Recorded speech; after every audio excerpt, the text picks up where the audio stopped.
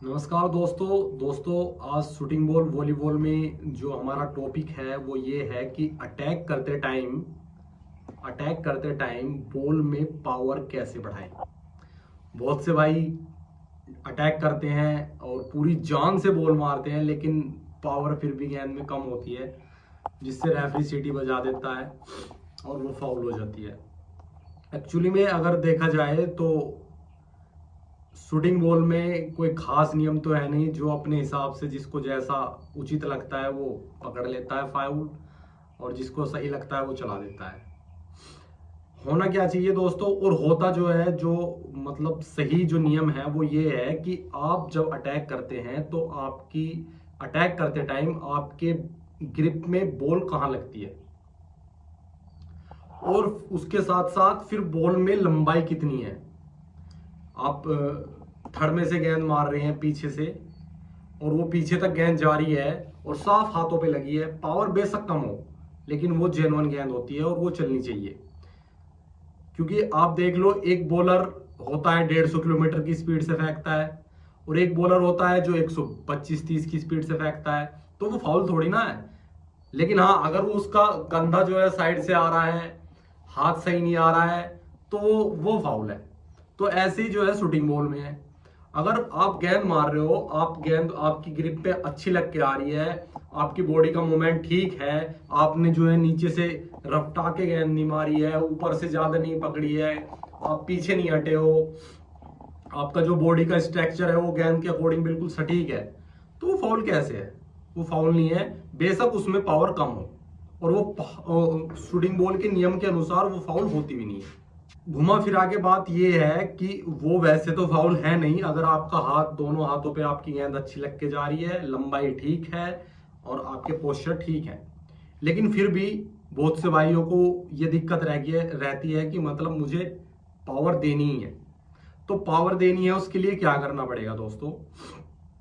उसके लिए आपको मोटी मोटी दो तीन चीज मैं आपको बताऊंगा कि आप जब भी अटैक करें तो ये दो तीन चीज ऐसी हैं जिन पे आप अगर काम करोगे तो आप देखोगे कि एट ए टाइम, मैं ऐसे नहीं कि मतलब हवा में बात कर रहा हूं, एट ए टाइम आप आज ही ग्राउंड पे जाना और जब अटैक करो तो तब देख लेना।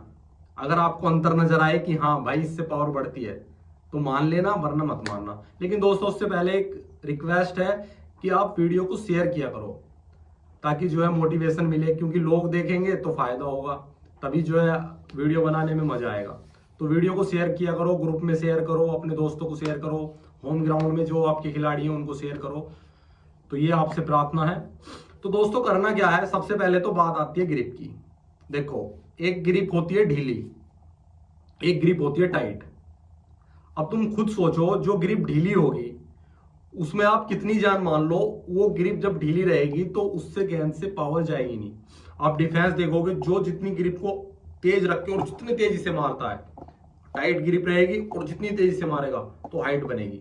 ऐसे ही इसमें है, अगर आपकी ग्रिप ढीली है और आप बेशक पावर मारो उसमें बढ़ा के, लेकिन ग्रिप तो ढीली है, तो सबसे पहले क्या करना है, ग्रिप आपको टाइट करनी है। ग्रिप टाइट करनी है तो इसका मतलब ये नहीं है कि लप्पा बंद कर देना, आगे से बंद नहीं करना है, लप्पा टाइट खोल के ही रखना है। लेकिन जो ये पीछे की उंगलियां और अंगूठे हैं, इनसे आपको ग्रिप को अपनी टाइट करना पड़ेगा, पहली चीज।